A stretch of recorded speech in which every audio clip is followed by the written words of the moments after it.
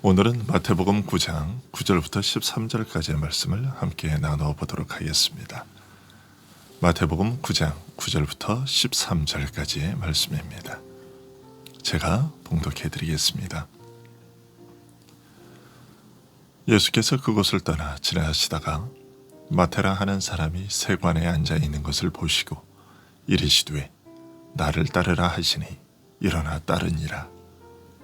예수께서 마태의 집에서 앉아 음식을 잡수실 때에 많은 세리와 죄인들이 와서 예수와 그의 제자들과 함께 앉았더니 바리새인들이 보고 그의 제자들에게 이르되 어찌하여 너희 선생은 세리와 죄인들과 함께 잡수시느냐. 예수께서 들으시고 이르시되 건강한 자에게는 의사가 쓸데없고 병든 자에게라야 쓸데이 있느니라. 너희는 가서 내가 긍휼을 원하고 제사를 원하지 아니하노라 하신 뜻이 무엇인지 배우라. 나는 의인을 부르러 온 것이 아니요 죄인을 부르러 왔노라 하시니라. 아멘. 예수께서 본 동네 가버나움으로 오셨을 때 네 사람이 한 중풍병자를 데리고 예수님께 나아왔습니다. 사람들이 너무 많아 문으로 들어갈 수 없는 상황인 것을 본 네 사람은 지붕 위로 올라가 지붕을 뚫고 중풍병자를 달아내렸습니다.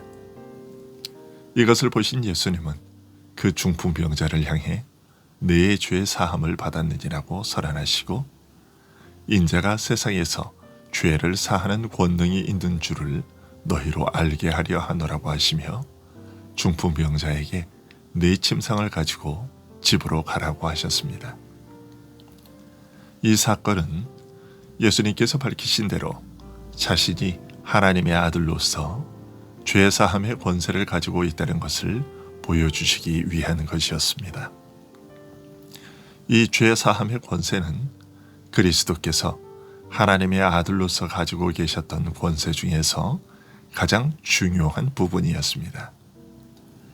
그리스도께서 내 죄가 사하여졌다고 하신 말씀은 하루하루 힘들게 살아가는 우리에게 밥이나 돈이 되는 것도 아닌 실제적인 가치가 전혀 없어 보이는 말씀이요, 그저 죄로 인하여 양심의 고통을 겪는 자에게 누구라도 들려줄 수 있는 한두 마디의 위로의 말과 크게 다르지 않은 것으로 보일 수 있습니다.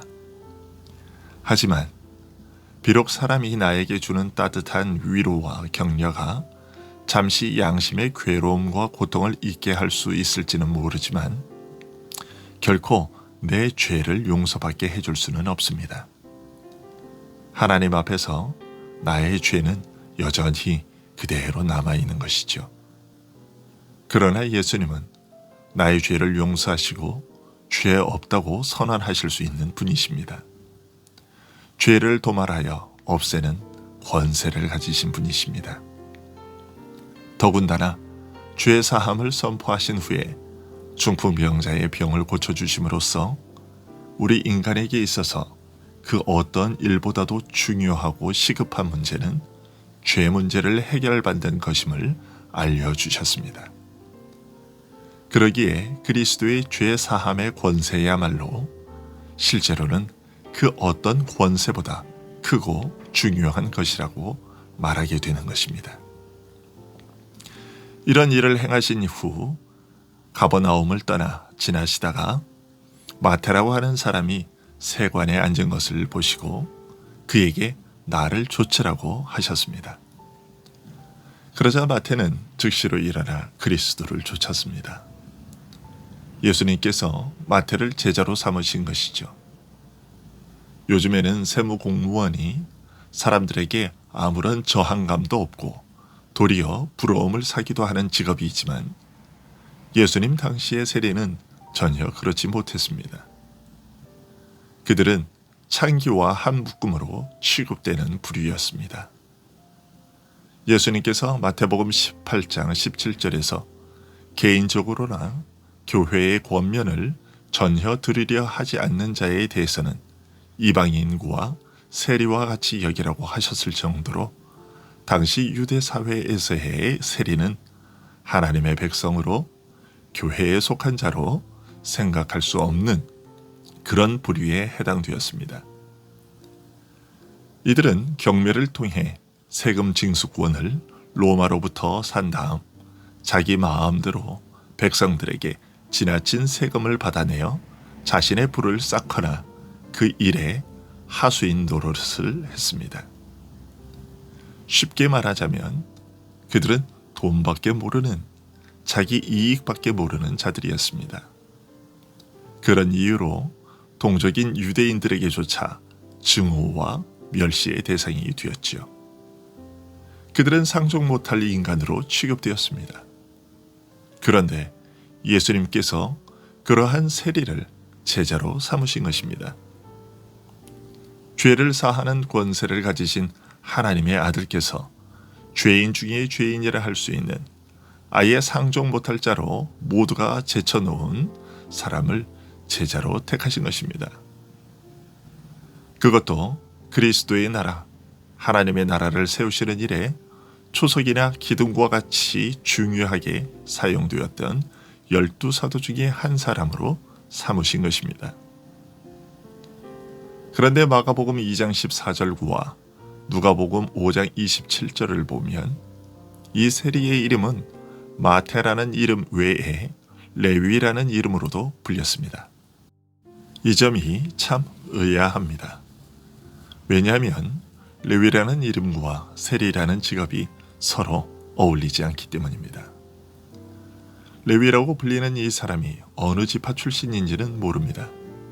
하지만 그가 레위 지파 소속이든 다른 지파 소속이든 상관없이 부모가 그에게 레위라고 이름을 지어준 것은 야곱의 12아들 중 레위가 받았던 그 축복을 받아 누리기를 소원하는 마음 때문이었을 겁니다. 즉 이스라엘 가운데서 거룩하게 구별되어 하나님께 가까이 나아가 섬기게 하신 이를 염두에 두고 지었을 겁니다.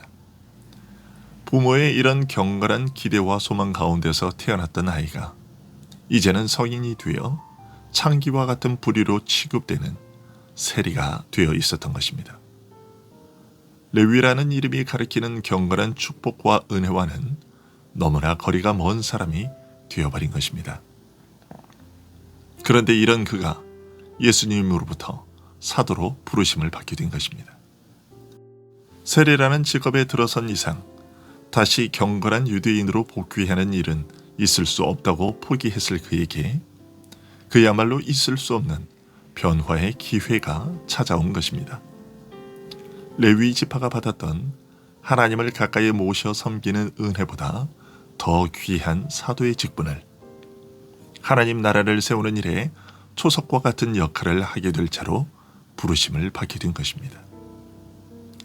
이처럼 유대인 사회에서 완전히 버림받은 세리의 신분에서 하나님의 아들 그리스도의 사도로 부르심을 받은 이 파격적인 일 속에는 겉으로 보이는 파격적인 변화보다 더 깊고 중대한 변화가 감추어져 있습니다.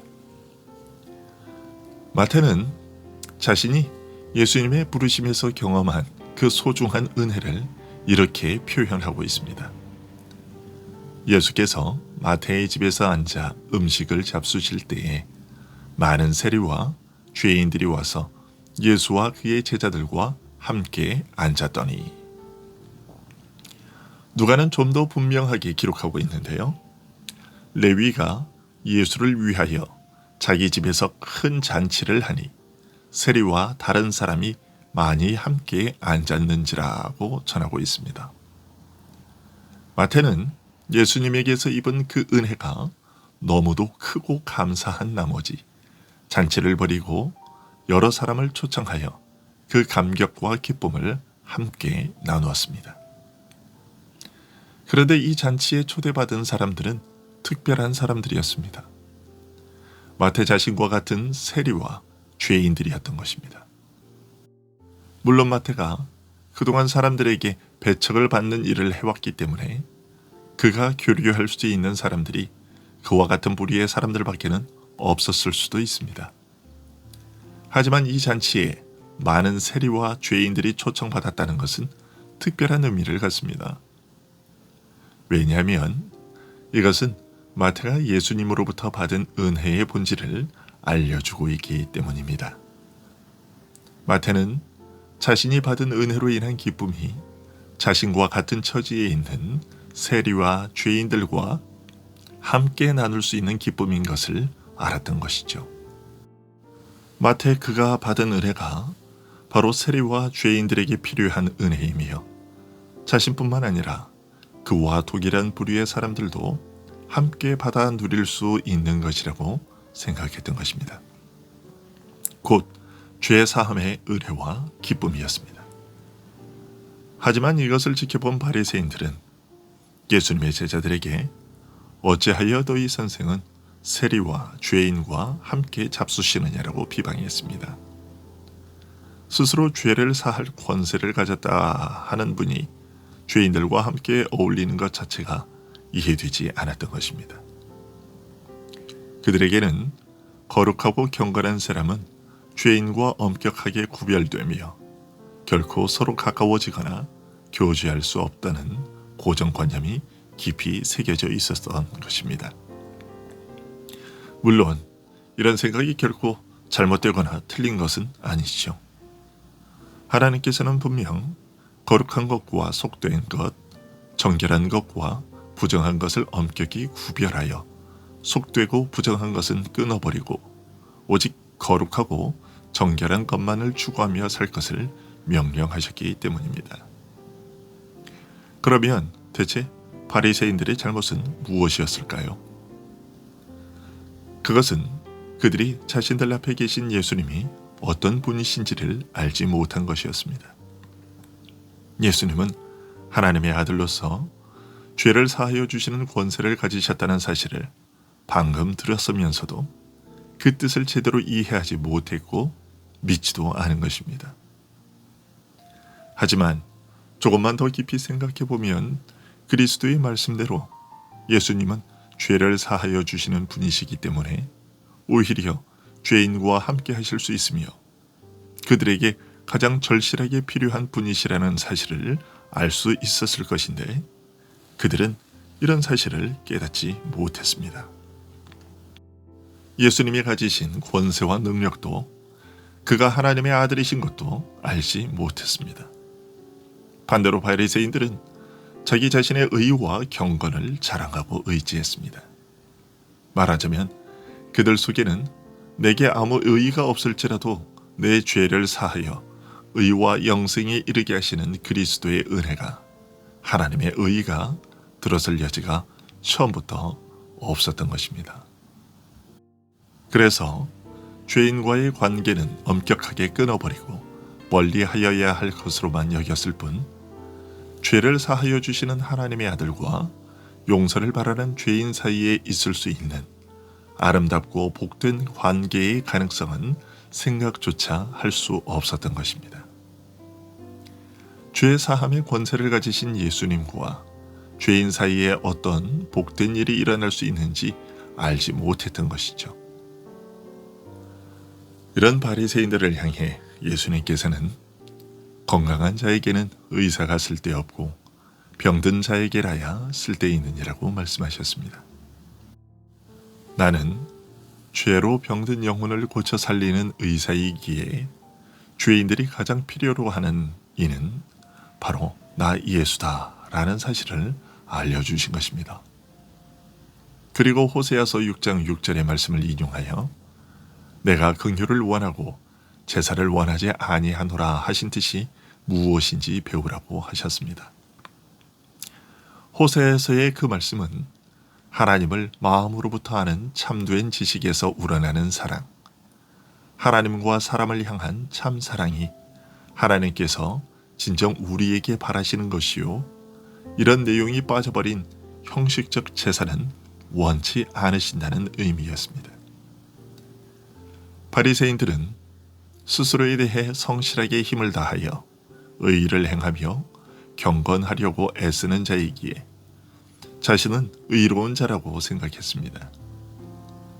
다른 사람들과 비교했을 때는 그랬을 수 있겠죠. 하지만 하나님 앞에서는 결코 의인이 아니었습니다.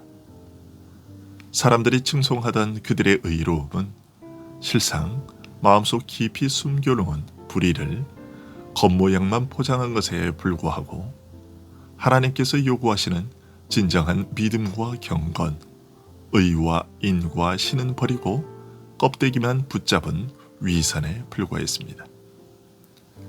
죄인이면서도 죄인인 줄 몰랐던 것, 그것이 바리새인들의 가장 심각한 문제였던 것이죠. 오늘날 우리도 불신자들이나 아직 신앙생활한 지 얼마 안 되는 다른 신자들을 보면서 바리새인과 같은 생각을 갖고 있는 것은 아닌지 되돌아보아야겠습니다. 기도하겠습니다.